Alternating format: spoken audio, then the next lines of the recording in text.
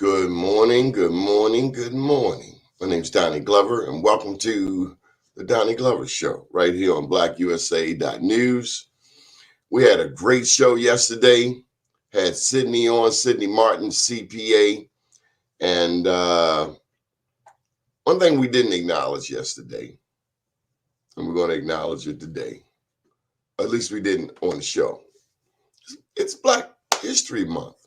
And so let me just take a moment and share with you about that gentleman right there. Are you ready? Are you ready? Are you ready? That's the first Black doctor. Who is that? Is that James McCune Smith? Dr. Smith? Not Dr. Smith from Lost in Space, but yes, that's Dr. James McCune Smith. And he is the first Black man to become a doctor in these United States. James McCune Smith graduated from the University of Glasgow in 1837 and became the first African American to receive a medical degree. During his studies in Glasgow, Smith obtained 3 university degrees, a bachelor's in 1835, a master's in 1836, and his medical doctorate in 1837. Pretty interesting, don't you? I just want to double check one thing. Glasgow is in Scotland. So James McCune Smith did his studies. He was born and raised in Manhattan, died in Long Island, lived from 1813 to 1865. So he didn't get to live a incredibly long life. What's that, 52 years? But he became a doctor. One of his children, here's an interesting fact, is named Frederick Douglass Smith. Who knew? And he was not just any physician. He was the first African American to earn a medical degree. So there you have it, Dr. James McCune Smith. It's a beautiful day in the neighborhood. A lot going on here in the city of Baltimore and nationally. We hope that you are doing well. We plan to do some type of Black History tidbits on a regular basis. Yesterday we had on Sydney Martin, CPA, which brings to mind another Black History fact. The first woman, and I've shared this many times on these platforms, the first woman to charter a bank is straight out of Richmond, and her name is Maggie Lena Walker. So while yesterday we had a young CPA on, I'm reminded that we are not new to the world of business. We're not new to any of these disciplines. African Americans have always exhibited Black excellence across the board. So we're going to bring up our guest for today. He's in the middle of a busy workday. Dr. Dickson, how are you, sir? Hey, good morning. Good morning. Trivia for you. I know you got a lot on your mind. Who is that guy? Who is he? Who is he? That is Clayton Powell III. That was a good try. No, it's James McCune Smith. Okay. He's the first Black doctor. Oh, wow. Okay. All right. I figure we're going to have a doctor on. We got to have some of the people that paved the way for you, Dr. Asante Dickson. I love your name, by the way. I mean, matter of fact, my name's Donald, and I like to go back and just trade it in. I'll take it Asante. It has a lot more meaning for me. Yeah, I like my name too. I can't lie. It's got a ring to it, and honestly, in my entire life, I only met one other Asante. My son's name is Asan, A-S-A-A-N, 3 A's that let him know I need you to bring me the maize back home from school. No B's, no C's. All right. Well, I'll take that. I think that's a very unique name, and I think names are very important, particularly for us. But that's a whole nother conversation. So, how'd you become a doctor? What prompted you? I grew up In New York, Long Island, South Shore, Freeport to be exact. So the area anatomically would be Freeport, Baldwin, Roosevelt. That is the area of South Long Island. It's about 15 minutes from Queens. And I had two family members who were physicians. And because they were physicians, I grew up watching them hold court oftentimes in the family gatherings, because people were always fascinated with what they did, how they did it, and the stories they could tell about practicing medicine. And I think that really impacted me. And I made a decision from early that that was something that I wanted to pursue. Dr. Dickson, I shared with you in our pre-interview that my daddy was a funeral director. And as I was thinking about today's show, and you told me we had some similarities, but my dad had a morgue. And we lived above the funeral home. The first place we lived at, the morgue was out back. And so I'm seeing autopsies at a young age, Doc. I'm seeing babies, young people, old people. I grew up in the business.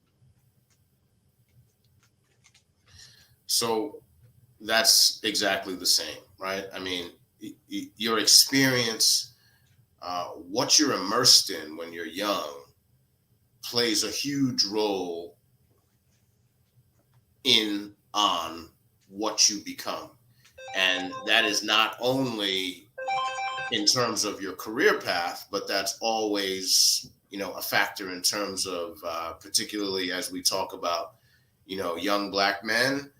It doesn't matter whether or not you're talking about a job, or you're talking about who you hang with, you're talking about, what areas of life you are attracted to, who you're around in your family is a huge, huge, huge part of how people turn out to be who they are.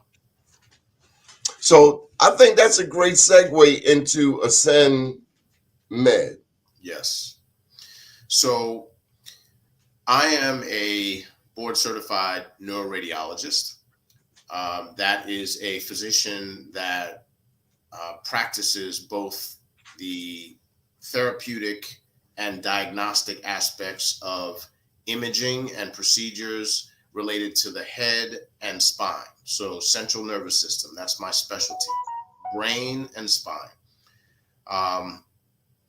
And just to give everybody an idea as to the training involved to do that, we're talking about 4 years of high school, 4 years of college, 4 years of medical school, 1 year of internship, 4 years of radiology, and 2 years of neuroradiology training.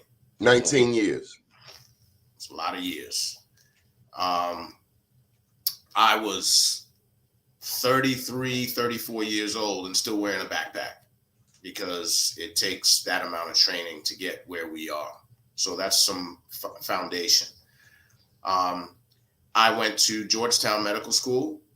And when I was at Georgetown, I was introduced to a young Black man named David Taylor. And he was a medical educator at Georgetown Medical School. And he took me under his wing, and he showed me how to study. Because even though I had gone to an Ivy League school, I still didn't know how to strategize studying. And when you get to med school, if you don't have your study skills together, you will flounder, because the competition is too tough. And he took me and showed me a lot of the ways that were necessary in order to enter this journey to physicianship. That being said, about 4.5 years ago, I was just thinking to myself, there are a lot of underrepresented students who need that type of training and that type of coaching, but they'll never receive it. They won't receive it in their homes because their parents don't have the exposure. They won't receive it in high school. They won't get it in college. And even if they get into medical schools, their job is not to teach you how to study. Their job is to give you the information to learn. So I said, why don't we create a business where we give these students those strategies that I was blessed with so that they can continue this route towards physicianship without bumping into walls and getting shot down the way I was. And that's where we started Ascension Medical Educators. You ran into some hurdles? Oh man, I ran into hurdles like anybody else. I mean, I am here out of will and stick-to-itiveness, but of course, I mean, this road was not easy. It was not a cakewalk. It was a lot dedication of time. It was learning how to fail and get back up. That is something that you hear all the time. Even Aaliyah said, if at first you don't succeed, dust yourself off and try again. Dust yourself off and try again. Yeah, it's easy for everybody to sing the song, but it's another thing for people to actually dust themselves off and try again. And it's easy for you to look at the dust on you and say, you know what, I'm done with this. I'm done with this. Is that magnified in the middle of COVID? Oh, absolutely. Absolutely. I give, I'm also a keynote speaker, lecturer, and I've lectured around the country, virtually, of course, during COVID. And one of my most impactful lectures where I get a lot of positive response is the lecture where I talk about stress and trauma during COVID and how to address stress and trauma at the workplace and at home. And that's where people text me and email me and say, my God, like that was a life-saving lecture, because people are struggling right now with everyday activities that you used to do without even thinking about it. And now just getting up and going to the post office is a chore.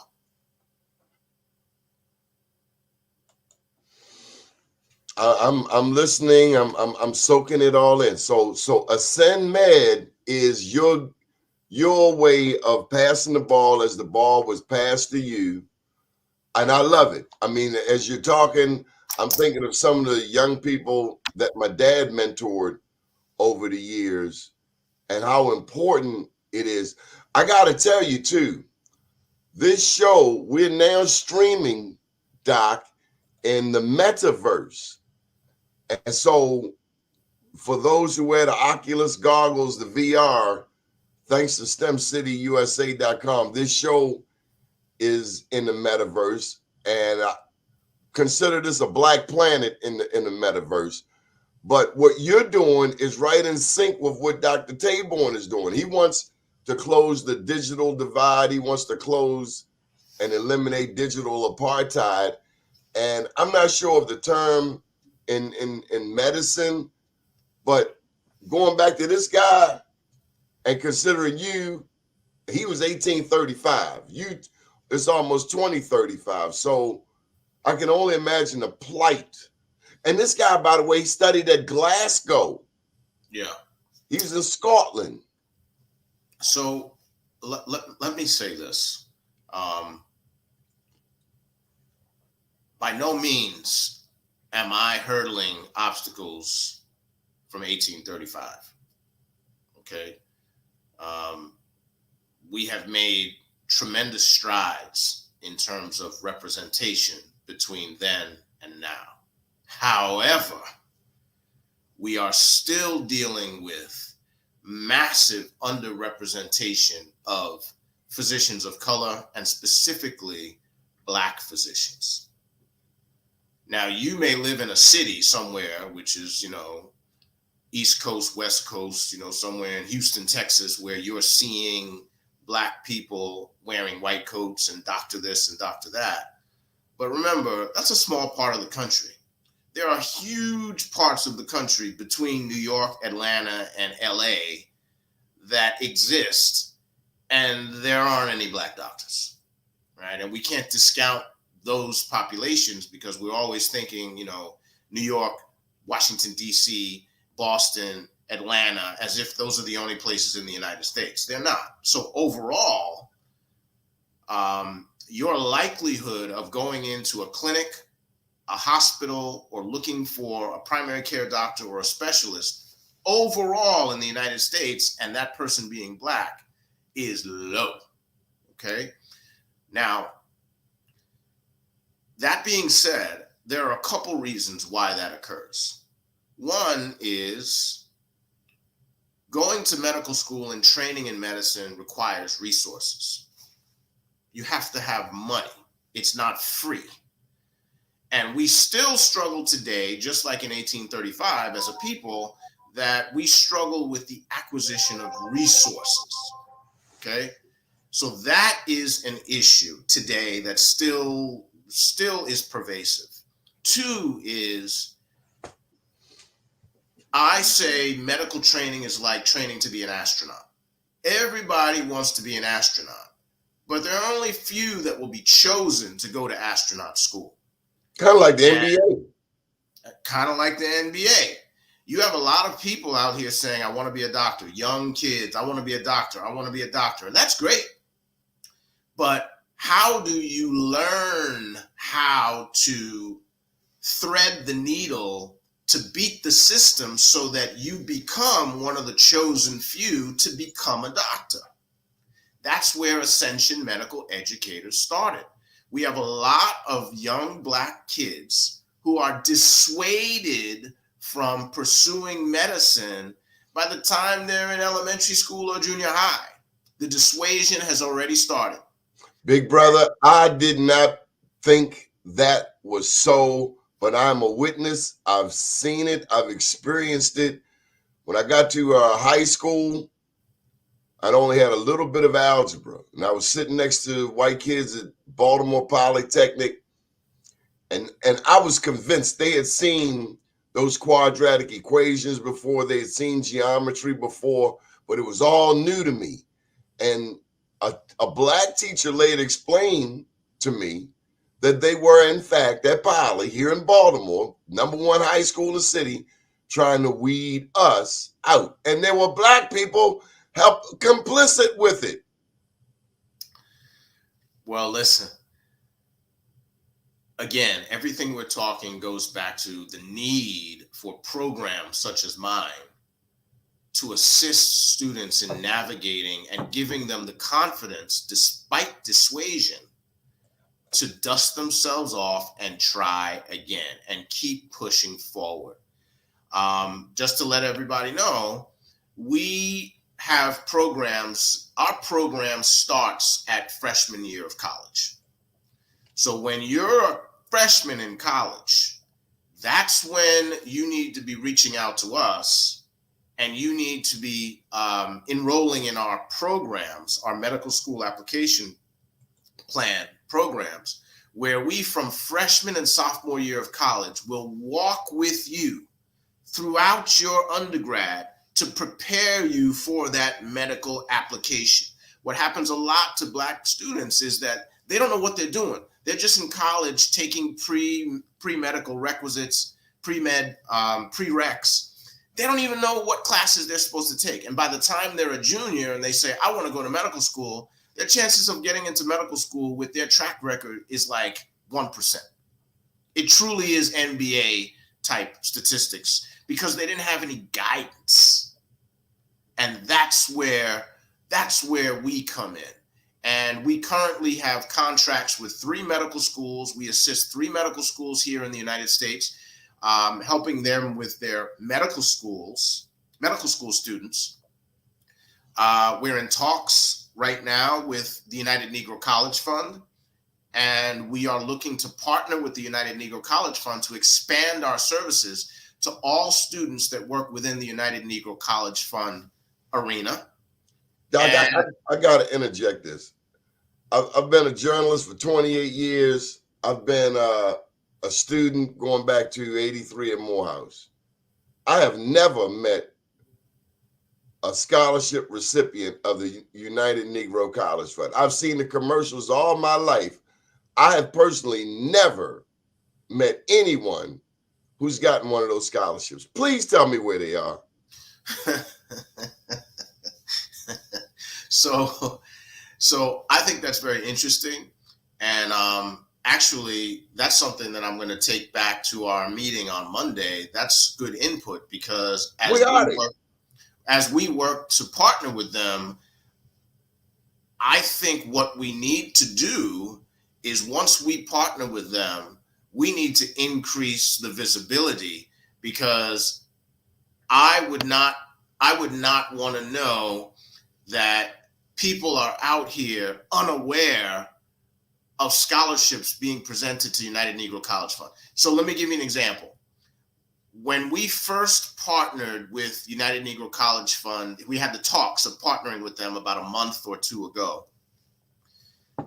Within a couple days, there was a family in Boston that heard about Ascension Medical Educators.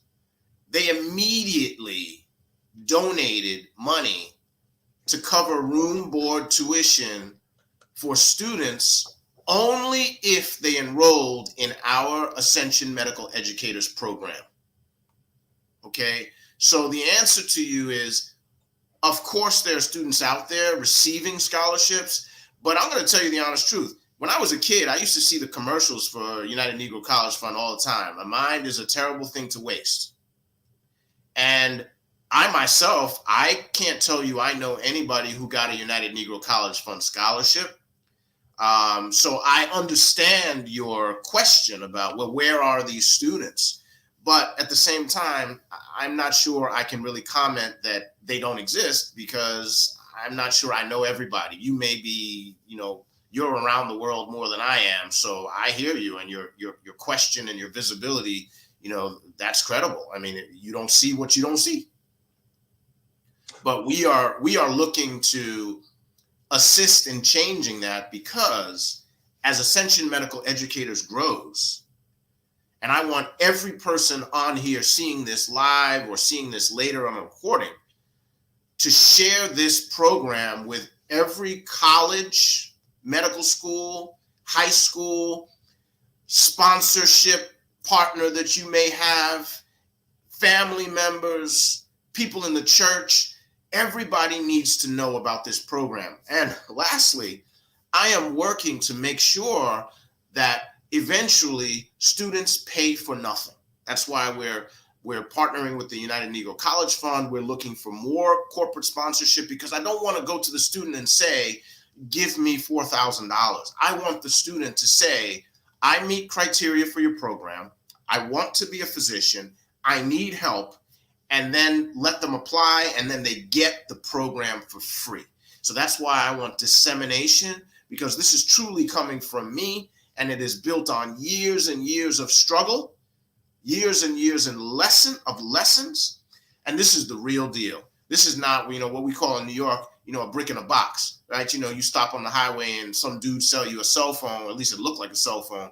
It feels like a cell phone. When you get home, you open the box and it's a brick in it, right? This is myself with 20 years of medical education, my partner with 31 years of medical education at Georgetown University, which is a premier medical school. We are not here to play games. We're not selling bricks and boxes. We have the results, we have the outcomes, and this is going to be the premier medical education company in the next 5 years. So before Ascension Medical, no other entity focus on Black doctors? There are many entities out there that focus on Black doctors, but here's my perception, okay? This is me. Black people have trouble creating symbiotic pushes. So what I find is you have one organization in Iowa, another organization in Texas, another one in Boston. Everybody's doing the same thing, but they don't even know about each other. And so when they get on a Zoom, which happened a lot during COVID, because we're all Zooming, now all of a sudden I'm on Zooms with organizations that are trying these things and are attacking it at different levels, and they're all saying, man, I have this challenge, I have that challenge. And everybody's like, man, everybody's got the same challenge as I do. Well, there needs to be more coordination. There's not enough coordination. And I don't want to start a conversation that you didn't ask for, but this is also something that I'm working on with Ascension Medical Educators. Is I want to be the fulcrum around which, because there's some organizations that work on Black doctors, but they only work on mindfulness and mental health awareness of those students preparing for medical school. The next organization is only working on getting them the resource, getting them the funding, but they're not working on their medical education. Another one's working on getting them shadowing opportunities to work with doctors and put on a white coat and say, hey, this is what it's like to be a doctor. We are working on the actual nuts and bolts of medical education, which is I sit down with you, Doni, and I say, Doni, read this passage. And after you read this passage, I want you to answer these questions, and I'm going to watch you answer those questions. And I am going to assist you in breaking down those questions in order to ascertain what is the right question, what is the right answer. This is not about focusing on making you, a better person to receive a scholarship. I am working on what it is that you need to develop inside of this skull of yours in order to be successful in an environment that is purely academic. That's what I'm working on. And so to answer your question, yes, there are many programs out there that are working to assist Black students in getting into and through medical school, but not what we are providing here. This is the real deal. But I'm also hearing you say, for someone else, be nice to get them all under an umbrella. Absolutely. I've seen it here in Baltimore. Baltimore has more nonprofits that you can shake than you can shake a stick at, but it's so much overlapping, duplication of services. And then Dr. Asante Dickson, you have those people who are going to come into the economically challenged African-American community and provide resources and help these people lift themselves up by the bootstraps. But they just get the check and they move on out to the suburbs, and we never see them again. Well, listen, I know you brought me here. I know you brought me here to talk about, medical education, but I can't help it. I'm going to give you some socio-political aspects, and I'm going to tell you that this is a challenge that we as Black people have been struggling with for generations. It is not new, and it is not unique to medical education, just as it is not unique to nonprofits in Baltimore. This is a problem that we have had, and my opinion is it's a result of that pressure cooker that we have been in for centuries, which is the inability to easily coordinate, the inability to easily socialize. And there is a trust factor that goes on amongst many of us with working amongst each other. And, somebody may hear me say that and, start blowing up my Instagram saying, oh, you saying, I'm sorry, you could blow me up. But that is an issue that is within us. The isms. That's right. You from Queens, I'm from Brooklyn. You are Alpha, I'm Omega. That's right. You light skin, I'm dark skin. Silly stuff. Silly stuff. And also, Doni, something as simple as, hey, Doni, let's work together to increase the number of Black students in college who receive the skills necessary to get to medical school. You work on getting them money because you're a scholarship expert. I'll work on working on their strategy so that they can work on the MCAT and do well. And then I say to you, but Doni, my name's got to go first, right? So when we put the flyers up, make sure my name goes first. I don't want Doni's name to go first, right? And then you get into this, well, no, I think Doni needs to go first because it's mind-boggling. But listen, I don't want to harp on that. Right. We know what it is. Nobody who is older than 5 years old and grew up as a black person doesn't know what we're talking about. But what we need to focus on is, I can't be concerned with other people's inability to trust each other and other people's, willingness to repeat the same errors over and over.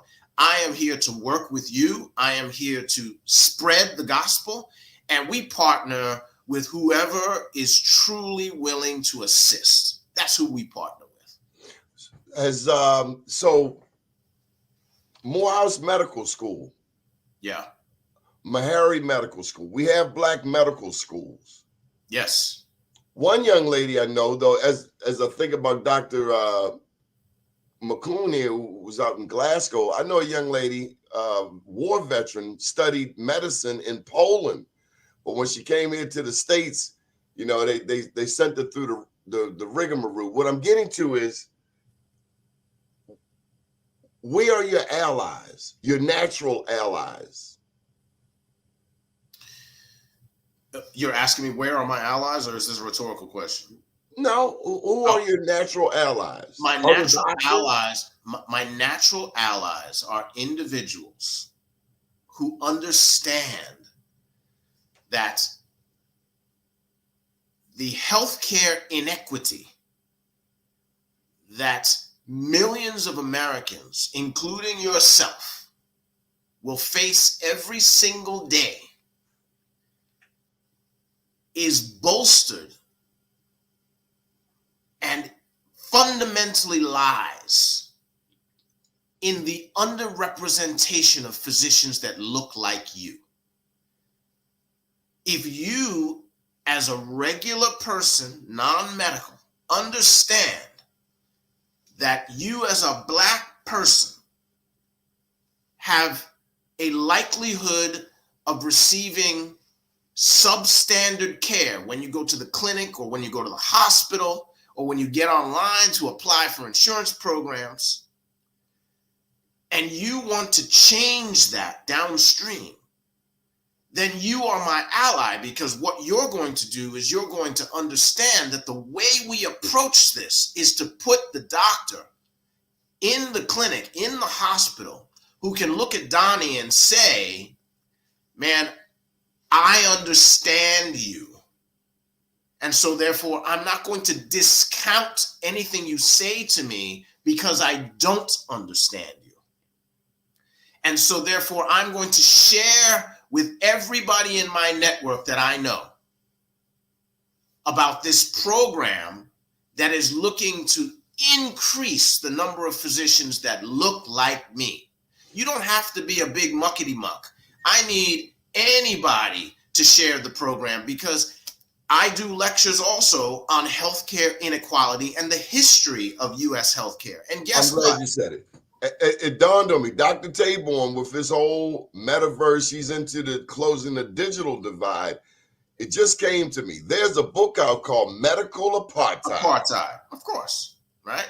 The North Carolina sterilizations, Planned Parenthood, J. Marion Sims. They consider this dude the father of gynecology, but how did he get to that point? He was experimenting on black women without anesthesia. Now, I am very familiar. Today's February. I gave a lecture in December to the University of Maryland, large academic institution, and gave that lecture about healthcare inequity. Dr. Sims is a part of my lecture, okay? And what I always tell people is the system that we all use every day, of any color or creed, nationality, whatever you are, if you are a person and you're a woman, the care that you receive is based on many of the quote unquote experiments that were performed on black slaves in the Maryland Sims day. there are few procedures that you will receive as a woman in OBGYN right now that aren't based in some form or fashion on Dr. Sims. And there are others, of course. And so what that does is that allows me in my lecture series to then share with people that all of this inequity that got a lot of flavor in the past George Floyd years, it's not incidental that your outcome, Doni, is significantly different than the outcome of your white male contemporary. The system was designed that way. And when people understand how the system was designed, something flips in their brain where they say, so how do we rectify and reconcile that design? And one of the ways is to assist in changing the appearance of the pipeline of physicians who will eventually end up putting that speculum in your mother, putting that speculum in your sister, putting that speculum in your wife or your girlfriend, putting that speculum in your daughter. So all of these things come together. It is history, understanding the history, and also understanding how history can be the impetus to create the change that will affect you today or tomorrow when you start getting that abdominal pain and you have to go to the hospital, 2 miles down the street. Dr. Dickson, I also hear you on a enlightenment journey as it relates to Black women. I hear so many sisters talk about their experiences in the hospital.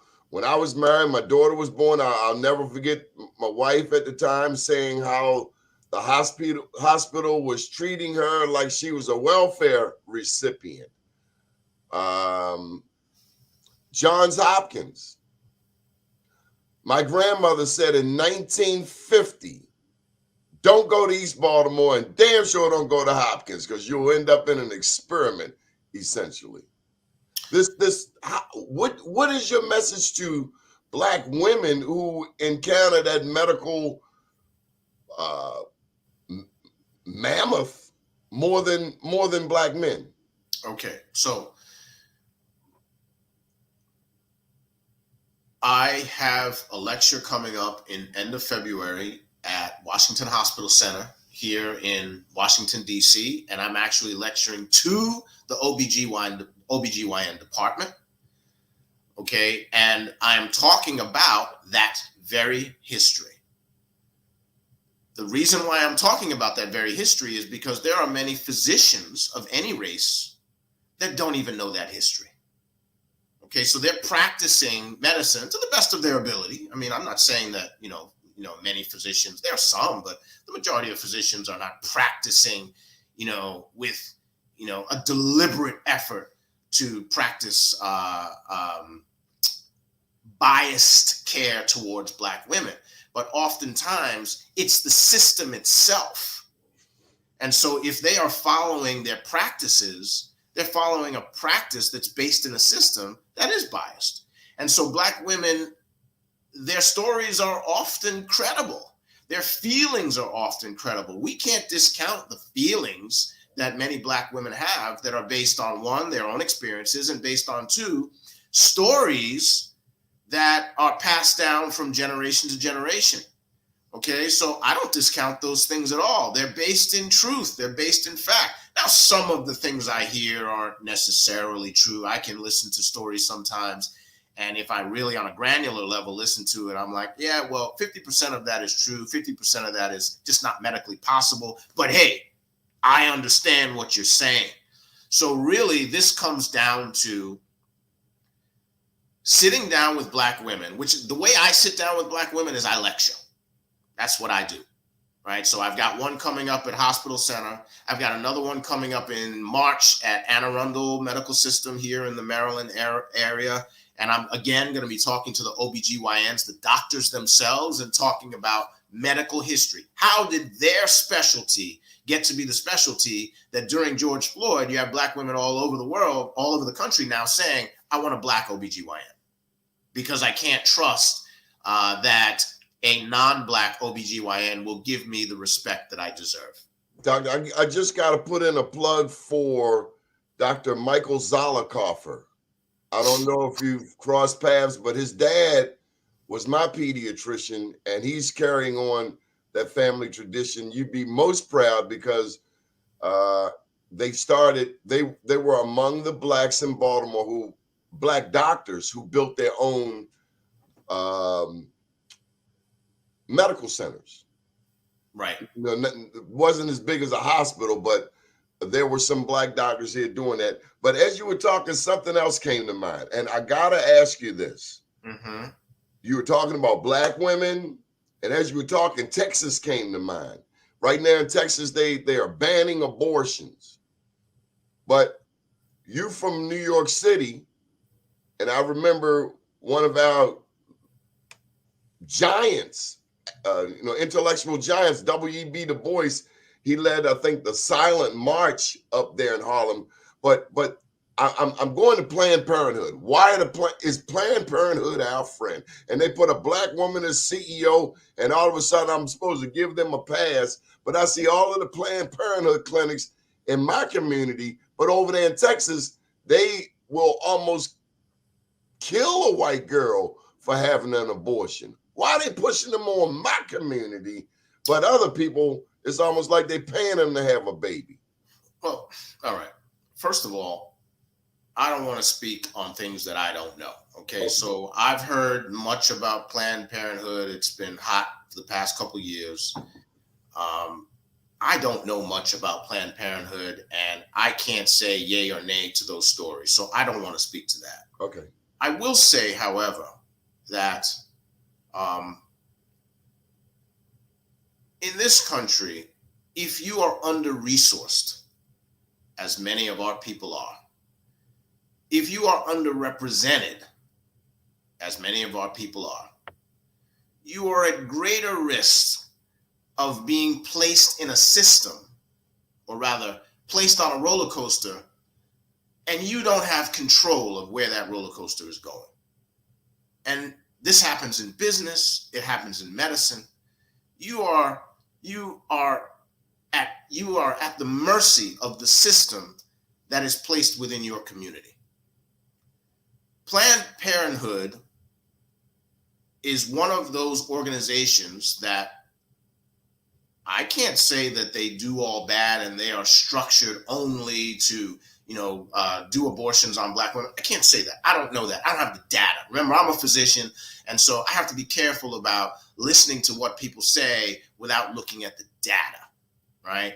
And so I will refrain from commenting on that. But what I will say is that absolutely, if there is abuse of systems, including companies and organizations like Planned Parenthood, then I wouldn't be shocked if those abuses tend to happen in under-resourced communities, i.e. Black communities, Black poor communities. I wouldn't be shocked by that if somebody showed me that data.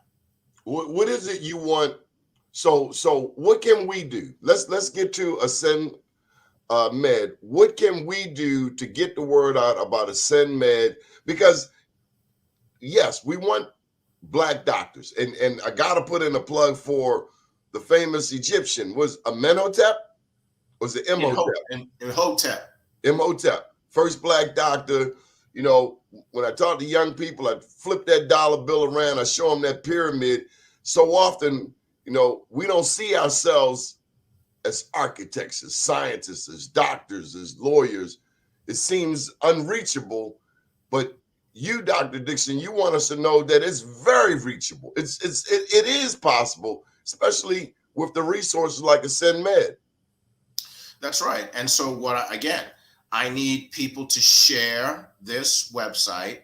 I need people to reach out. I'm going to share my email. I can, if I share it here, will people see it, or is that a private chat? If you dictate it to me, I'll type it. Okay. Let me send this to you.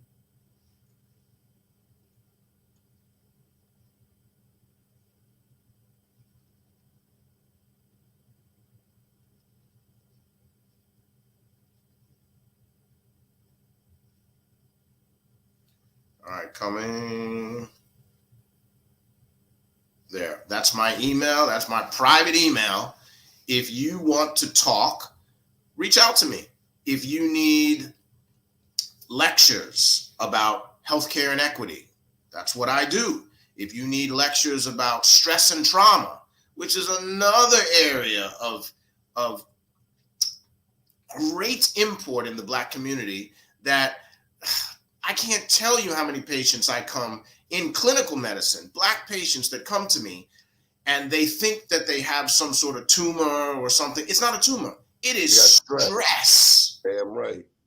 It is stress. And our community, we don't really, stress is not an answer. Everything is, you either got diabetes, you got high blood pressure, or you got cancer. Nobody ever says you have stress. And let me tell you, stress in the Black community, if there's a group of people, right?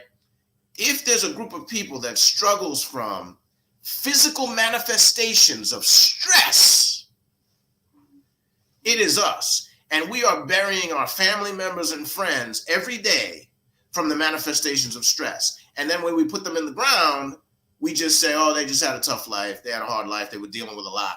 But then turn around and we repeat those same issues and same behaviors, and until we get put in the ground. So I lecture on stress and trauma. I lecture on the history of medical inequity, the history of the medical system, how it was created and why it is the way it is right now. I'm also a motivational speaker. I speak to young people. I speak to old people about my medical path. And I use my medical training as a methodology of teaching people how to deal with obstacles. Because everybody's dealing with obstacles in their own lives. There are people watching us right now, and they're not decades veteran broadcaster and journalists like you. They are not decades medical physician like me. They are XYZs over in Texas. And they are dealing with the same struggles and challenges that you and I deal with every single day.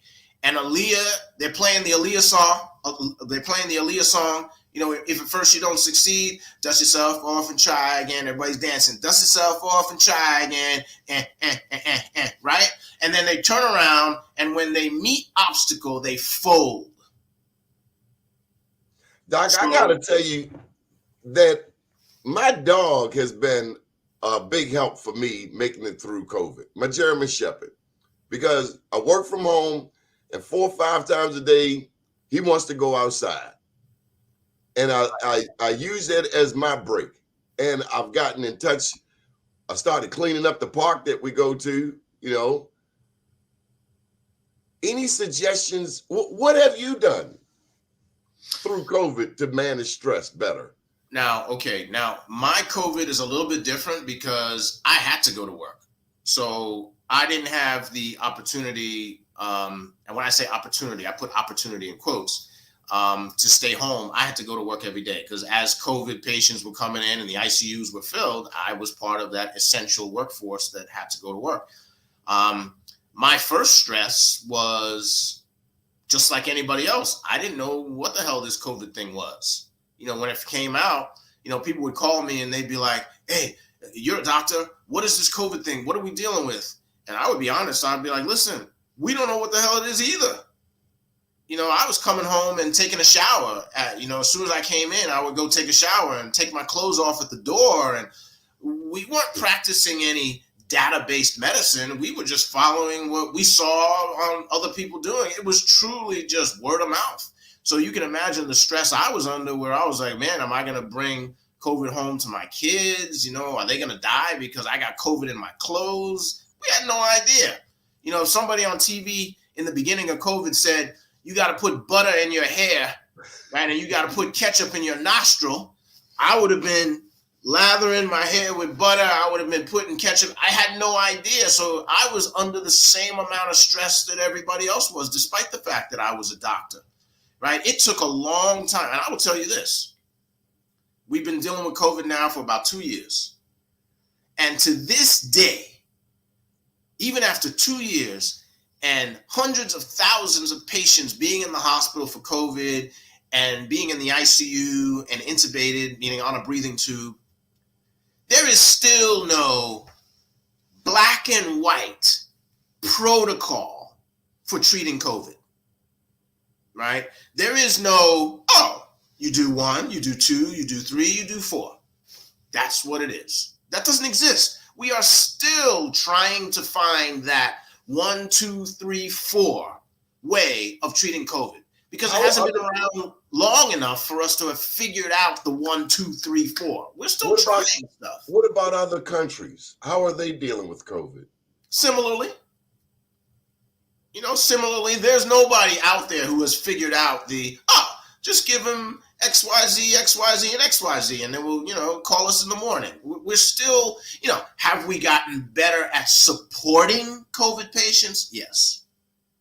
Right? Have we gotten better at managing their symptoms, managing the manifestations of infection? Yes. Have we gotten more comfortable? Yes. I'm to the point now where, when I first started going in rooms with COVID, right, I was in that Outbreak movie. I had the suit, I had the goggles, right?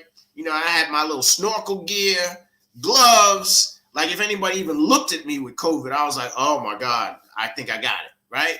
But now I'm to the point now, just last week, one of the residents called me and she said, can you help me, doctor, with this procedure? I've never done it before. And I was like, sure, I'll be up there in a minute. And when I got up there, I realized the patient was on the COVID floor, right? Now, had that happened a year and a half ago, I'd have been like, oh my God, this patient's on the COVID floor. Let me get my Outbreak suit on and this and that and the other. Man, I basically just took off my jacket, put on my N95, put a mask on over it, and put on a hat, and I went in there, right? Because I've gone through that mechanism of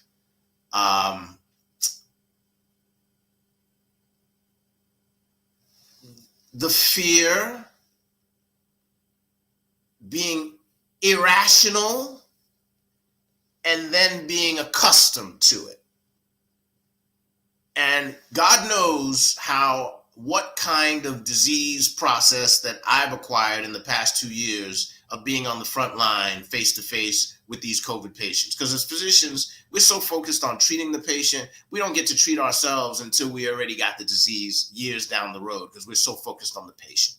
So all that to say, to answer your question, is it was a struggle for me too to deal with stress, but there needs to be an identification of the stressor.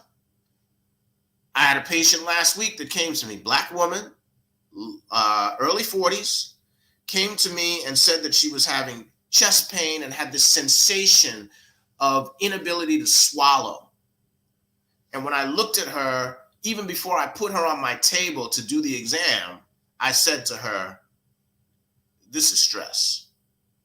And sure enough, when I put her on the table, did the exam, she was absolutely normal. She had no physical abnormality. And when I started asking her more questions, she started saying to me, Doc, this pandemic has really, really hurt me. I was having trouble going outside. I couldn't even go on the balcony. I didn't even want to go on the balcony. I was so scared. And so I started asking more questions about her family life, who she lives with, what's her socioeconomic status. And sure enough, she broke down into tears and she was like, this pandemic has thrown me over the edge, right? And we normally don't get to see Black people in their most vulnerable state. A lot of other cultures and other races are usually the ones used as the examples of this person is seeing stress and the manifestations, right? And we often skip Black people. Black people are often looked upon as being strong and resilient. They'll be all right. They'll be all right, and they don't have stress. Let me tell you, there are Black people out there struggling, and so therefore, I circumnavigated, but I'm back to your question. I dealt with it. I still deal with it, and I'm out here to try to help other people deal with it. We salute you. You are a great American hero, and thank you for serving people. Thank you for caring. Thank you. You are in New York or Baltimore now? I'm in Maryland right now, so I am about maybe 45 minutes from you, Baltimore. From what's that road? Is it MLK? Yeah, MLK? that's it. Yeah. How can we be of service to you? This can't be your last time. We want to help promote Ascend Med. We want to help create an awareness for the need for Black doctors, and not just any old Black doctor, but for Black doctors who are conscientious and knowledgeable about our history. Well, what we need to do is you guys need to reach out to me. Let's set up some lectures. Let's set up some programs. Let's start spreading the word. Email me. Let's start talking about your local organization, your church organization, your school organization. Let's start talking about getting lectures and conversations on the board as to how we can disseminate this information. It comes from dissemination. I leave you with this. Black people, just like I said before, we're a great people, we're a resilient people, but we also have problems, right? And one of the problems we have is we will share a meme or a TikTok video in a heartbeat, right? And we will share somebody's, joke in a heartbeat. But when it comes to programs that are really put together to assist us, that's not something that we're willing to share because it's not funny, right? So we need to stop sharing memes, right? And we need to stop sharing TikTok videos about somebody dancing on a car. And we need to start sharing programs such as yours, such as mine, and start not just talking about it, but being about it with the same energy that we share nonsense. Maybe we can get, I like to see some TikToks of some people getting their medical degrees. I got my medical on LinkedIn. You put up the fact that you graduated from law school, that gets a lot of likes. We got to get those young Black doctors out there and lift them up more. Maybe we got to pull in Barack Obama, put him back to work. Well, listen, these are all great ideas, Donnie, but honestly, all seriousness, we have to get beyond, everything's got to be entertainment. Some things have to be serious, right? And this is serious business.